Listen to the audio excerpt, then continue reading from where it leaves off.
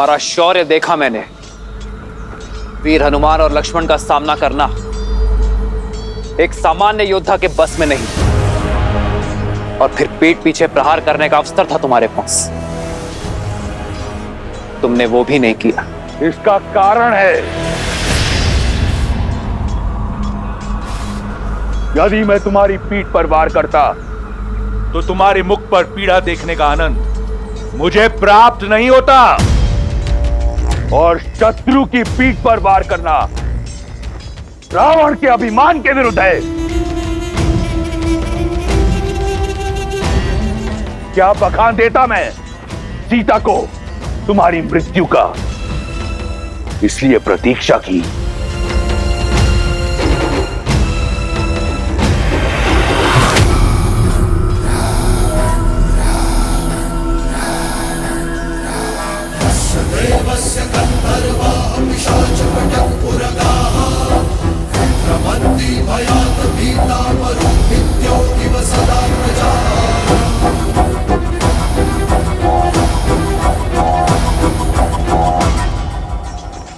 पहले मुझे तुम पर बहुत क्रोध आता था, परंतु अब दया आती है, कौतूहल भी, और प्रशंसा तो मुझे तुम्हारी करनी चाहिए।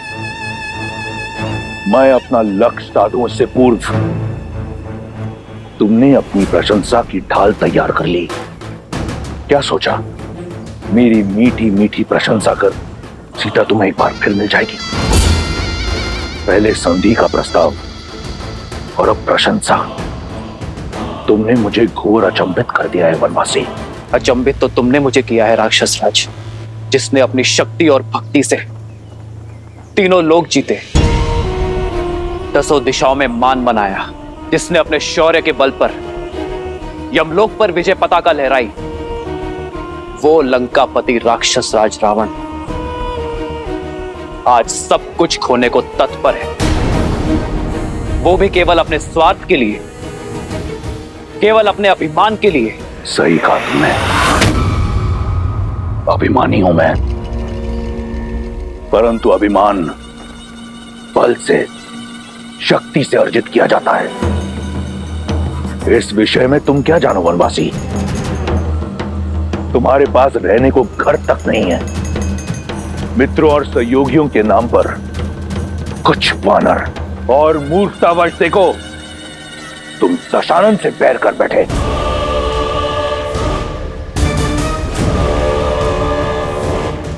जगाया उससे जाता है जो सो रहा हो, किंतु जो जागते हुए भी स्वप्न से बाहर आने को सज्ज ना हो, उसे इतिहास सदैव सुला देता है। रावण, तुम्हारा मुख बता रहा है कि लंकेश अपनी भूल जानता है, किंतु उसे मानने को सच नहीं है। ज्ञान का सूर्य होते हुए भी दशानन का तेज अभिमान के राहु ने ग्रस लिया है। दशा का स्वभाव है बदलना, किंतु जो बदलती हुई दशा को देखते हुए भी अपनी भूल ना ही स्वीकारता है और ना ही उसे सुधारने का प्रयास करता है, उसी की दशा तो दुर्दशा में बदल जाती है। रावण,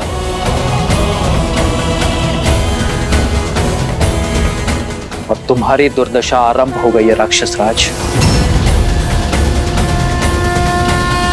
प्रतीत होता है कि कई वर्षों से तुमने अपना प्रतिबिंब नहीं देखा। आओ,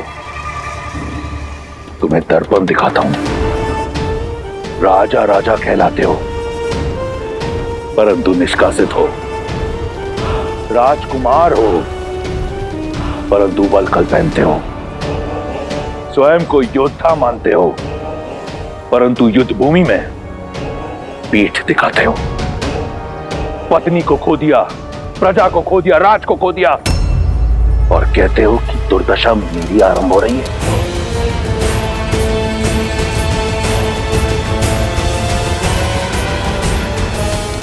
क्या सोचकर चले आए मृत्यु के मुख में? सीने पे कवच नहीं, पैर में खड़ाऊ नहीं, नंगे पांव धरती नापते हुए महादेव के परम भक्त लंकेश दशानन रावण से लड़ने। एक टूटा हुआ रथ भी नहीं है तुम्हारे पास मुझसे युद्ध करने के लिए। हाँ रावण, उचित कहा तुमने। युद्ध के लिए मेरे पास एक टूटा हुआ रथ भी नहीं, किंतु मेरे पास अटूट विश्वास है।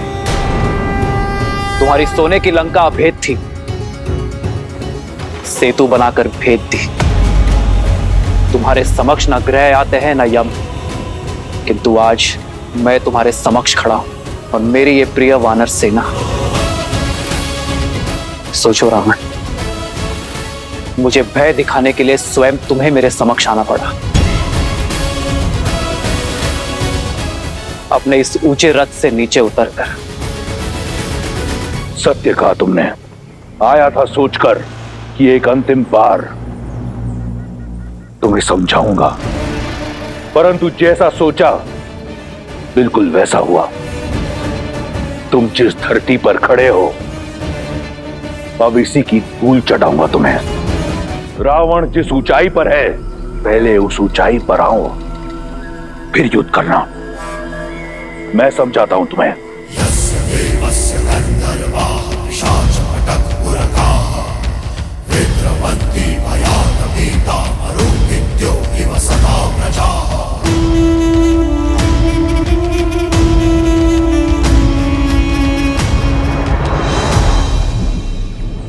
जय श्री राम, जय श्री राम।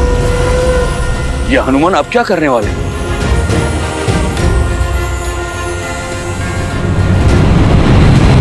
जय महावीर हनुमान, जय जय पवन पुत्र हनुमान, बजरंग बली हनुमान, जय जय महाबली हनुमान।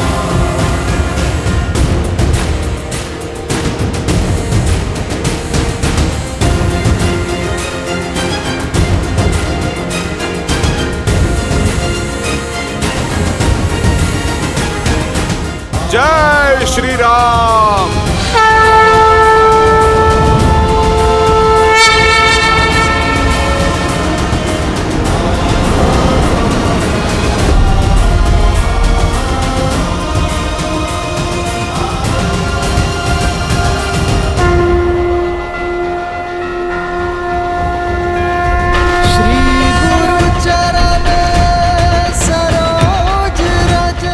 प्रभु, आपका सेवक आपका योद्धा बनके लड़ने का सौभाग्य पा चुका है। प्रभु, बस आप मुझे अपना रथ बनने का भी अवसर दें। जय हनुमान ज्ञान गुण सागर, जय कपीस तिहु लोक उजागर, रामदूत अतुलित बल धामा, अंजनी पुत्र पवन सुत नामा, राम दुआरे तुम रखवारे, होत न आज्ञा बिनु पैसारे, आपन तेज समारो आपै, तीनों लोक हाथ पैर कापै। जय श्री राम, जय श्री राम, जय श्री राम, जय श्री राम, जय श्री राम। जय श्री राम, जय श्री राम, जय श्री राम। लंकेश, अब तो तुम्हें कोई समस्या नहीं है ना? अब तो मेरे प्रभु श्री राम के प्रताप की भांति स्थान भी तुमसे ऊंचा हो गया है। अद्भुत दृश्य है। एक नर जो नारायण बनने का ढोंग रच रहा है, और एक वानर जो अपनी माया से सब कुछ भस्म कर देता है। अद्भुत जोड़ी है तुम्हारी। तुम्हें युद्ध नहीं, मनोरंजन करना चाहिए। राम, तुम मदारी क्यों नहीं बन जाते? अपने इस मरकट के साथ संपत्ति कमाओ, धन कमाओ। ऊंचाई पर आ जाने से एक वनवासी राजा नहीं बनता। यदि स्वयं को समान मानते हो, स्वयं को वीर मानते हो, तो आओ मुझसे युद्ध करो, दिखाओ अपना बल और संभालो मेरा प्रहार। आज मैं तुम्हें और तुम्हारे रथ बने वानर दोनों को एक कर दूंगा। सावधान। ये युद्ध है, महायुद्ध है, राम शाम